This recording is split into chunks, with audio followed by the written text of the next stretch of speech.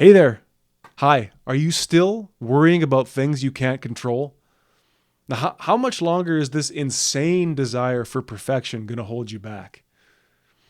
How about that inner critic in your head? That little voice who's got years and years of practice now, abusing you, berating you, making you feel second best, making you feel like whatever you did accomplish is still not good enough. How about the fear and the resistance to change, to having a hard conversation, to taking on a new opportunity, to trying something new? Same old patterns, same old results. Hey, and what about the endless micromanaging? Your life and everybody else's life, down to the minute, down to the fine detail. Obsessed with the outcome, obsessed with other people's results and actions. Is this the road you really want to be on? Is this peace? Is this stress-free living? Let's get real. Let's get real for 1 minute.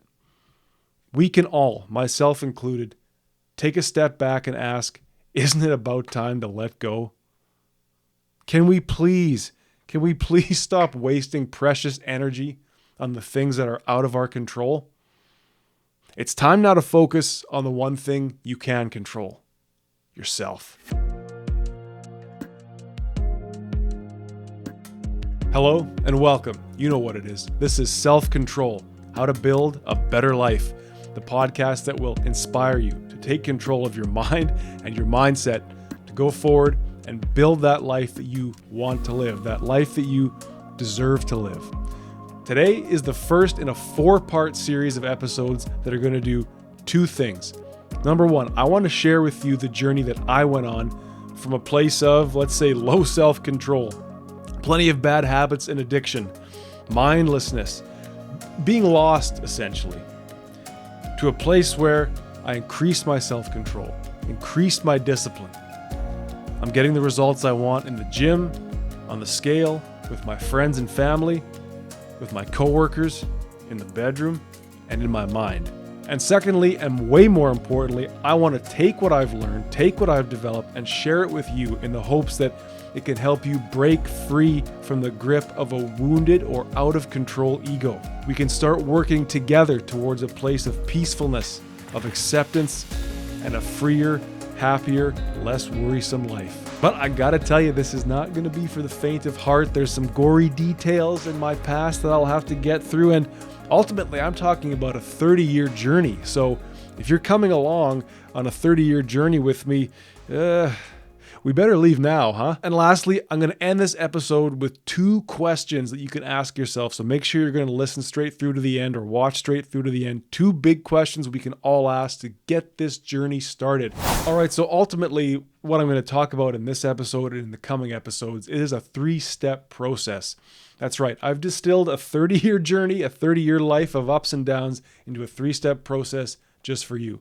So today, I'll simply go over those 3 steps, give a little bit of background, a little bit of detail to get started, and then we'll set up those next 3 episodes coming.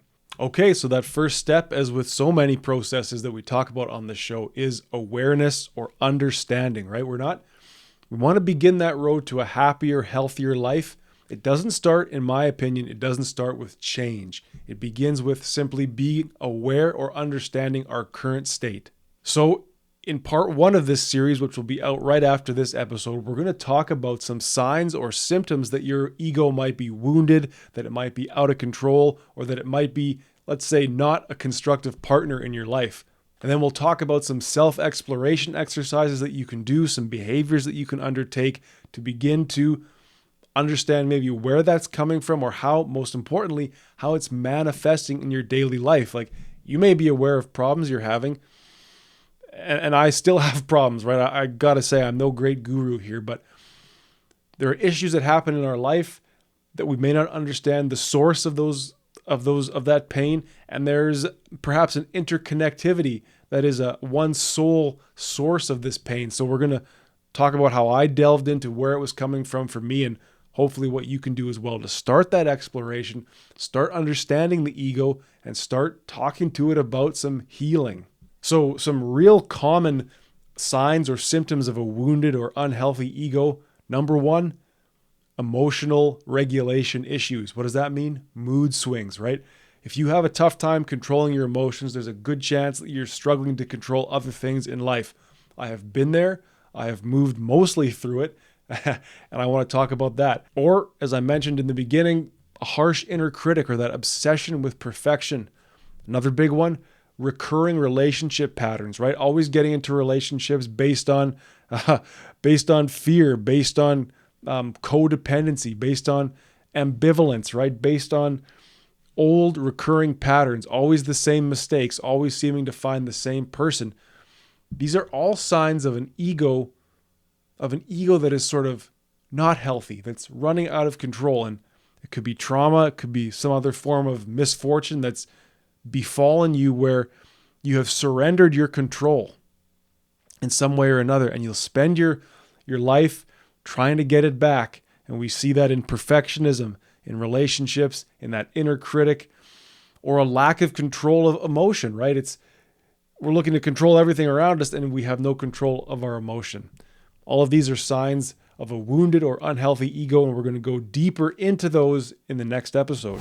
Okay, step 2, I've called it incorporation. I've done that for a number of reasons. First and foremost, and the thing really that kicked off this whole entire series, this whole entire podcast perhaps, was that the problems that I had with my ego, a wounded ego, feeling like I had been wronged, that I had been robbed, that I had been shortchanged, that I had been injured in a grievous and almost unforgivable way. All of that came from a traumatic experience that happened to my physical body as a child. So, so much of this process that's going to inform the whole series of episodes here was about getting back in touch with my physical body, my corpus. I had to incorporate myself again.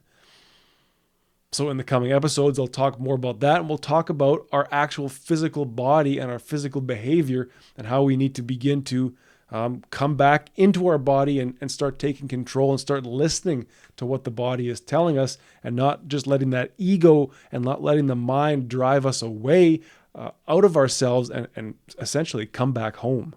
And as well, we're moving to a place here from unawareness of how the ego is affecting our life, how its harmful behaviors or its harmful way of looking at the world is affecting us, to a place of understanding, of observation, to now taking control of our physical body and our behaviors. We're not running on autopilot based on a mental script. We're actually doing and acting and behaving mindfully. All of that is going to be based on observing those old behaviors. This is a move to conscious self-control and incorporating our ego into our life, forming a partnership with the ego. If step 1 is just becoming aware of how the ego is functioning in our life, step 2 is now about checking that ego, right?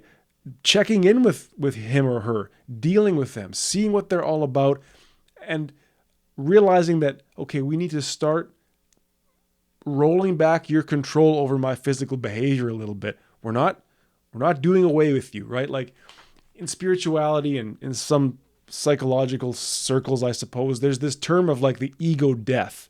And I've not experienced that. I can't coach you towards that. There's probably someone else next door on YouTube or on Spotify who can do that for you. I haven't got there myself. As I understand it, the ego, it mediates between the inner world and the outer world, right? So it wants us to fulfill our desires, but it knows that we have to go about that in a socially acceptable way. And so an ego death might be something like the blending or the blurring of the distinction between the inner and outer world, where we see ourselves just, just as one with the universe or something like that. I'm not there yet personally. Maybe I will be over the course of this show. And I do think that when we get to step 3, we can talk a little bit more about a spiritual approach to blending the inner and outer world. But as it is right now, we've got an ego that's out of control. He's not going anywhere anytime soon. We now need to form a partnership with this guy. So this series of episodes is really going to be dedicated to chronicling how I am working my way towards a place of emotional regulation, where I'm in control of my emotions. I'm not afraid of them. I can feel them. I can move through them.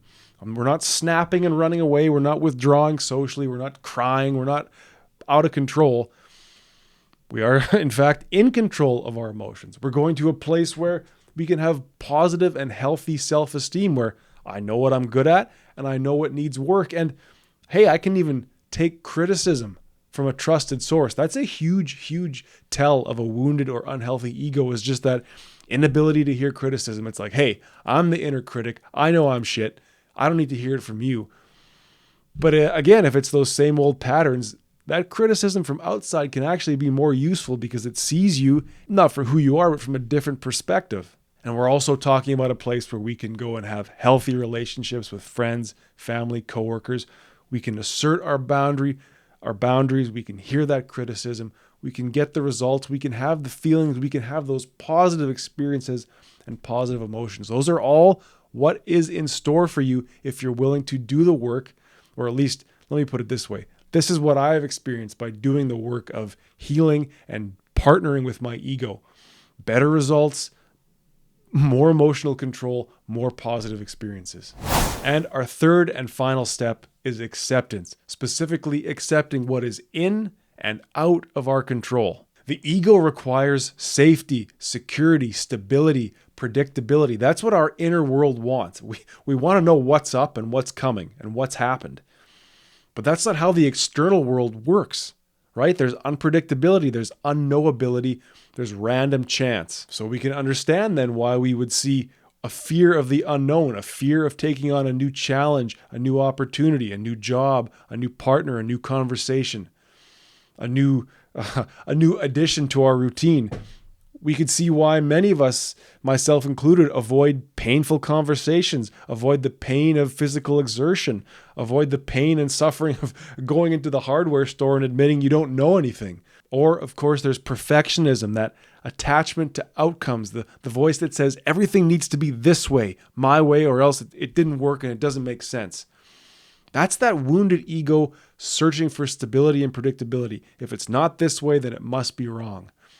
We're now going to a place of accepting that if I'm not in control of it, if I cannot direct it, like if I cannot get my hands on it directly, or I cannot do it through myself, it is out of my control, and I cannot put a negative value judgment on it. Because that fear of the unknown, that resistance to change, that perfectionism, that inner critic, that avoidance of pain and suffering in the form of like working out or taking on a challenge, all of that just leads to anxiety, stress, failed relationships, and probably physical pain, addiction, you name it. So if trauma or misfortune has befallen you, you surrendered your control in that moment, right? And I'll talk about that in the next episode, what happened to me and how I had to surrender control and spend so many years trying to get it back in the wrong way. You'll spend your whole damn life trying to get control back in ways that you have no business having any control.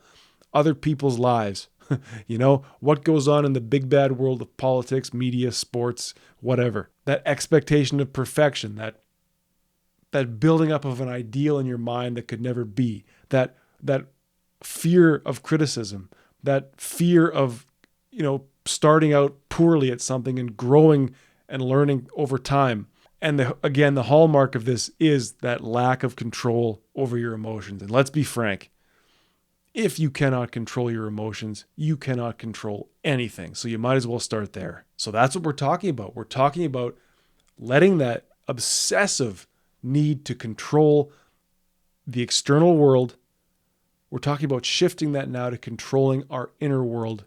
Because here's the thing, and this is the belief I have and why I'm doing this show. You can exact all the control you want over yourself, and it will actually lead to a proportionately better outcome in your life, right? You can't control what Joe Blow down the street does. You can't control what so-and-so thinks of you, but you can do the hard work of controlling your routine, your diet, the way you interact with the world, what you choose to do with your life. So you can go nuts. You can keep that urge for control and just turn it inwards. That's what we're talking about. And we're talking about building a better life through that. Okay, so those are the 3 steps you can look forward to in the coming week or so. 3 episodes, each one dedicated to a different step. Understanding of the ego, incorporating and partnering with the ego, and finally, accepting what is in and out of our control and allowing that healthy ego to flourish. So as promised, I want to leave you with 2 questions. I think you really should ask yourself these 2 questions now or later on and before we get to the next episode. Question number 1, what are you afraid of? Because that fear That's going to start you down the road of exactly where we need to go to start the healing. The door that we least want to go through quite often has behind it the road to a better life. So ask yourself, what are you afraid of? What are you putting off? What are you avoiding? What is it that your body and your mind, your ego are naturally averting their gaze from, turning away from, repulsed by? We're going to go there. Secondly, a little more general, what are you doing? Ask yourself that. What are you doing? Because whatever it is that you're doing day to day now, whatever the hell you're up to, that is actually going to be the beginning of the next chapter in your life if you're willing to come on this journey with me. What are you eating? Who are you seeing? What are you addicted to? What are you avoiding? In these questions lie the seeds for a partnership with your ego. There's behaviors that you're engaging in. There's things that you're addicted to. There's things that you're avoiding. All of these things are the beginning of the story of your ego healing journey. I'm not trying to give you some woo-woo stuff. I'm really going to get down to the concrete and the brass tacks of it all in the next 3 episodes. But ask yourself that. What am I afraid of and what am I doing? And realize that that is going to be our first step into observation and understanding of ourselves and beginning to understand how our ego is functioning in our life. These 3 episodes are going to take you on a journey away from lack of self-control, poor outcomes, pain and suffering, to a partnership with your ego, to a place where, look, it's not going to be heaven on earth, but when we get to step 3, I'll show you why it might be. It's going to take you to a place of freedom, of empowerment, a place of feeling like, all those things that I wanted to control, maybe I can't. But all those things that I can control, I'm in control. So, that's the name of the show, isn't it? Thank you for listening. Thank you for watching. Stay tuned for these 3 episodes coming up in the next week or so. And until we speak again, please remember that better is possible.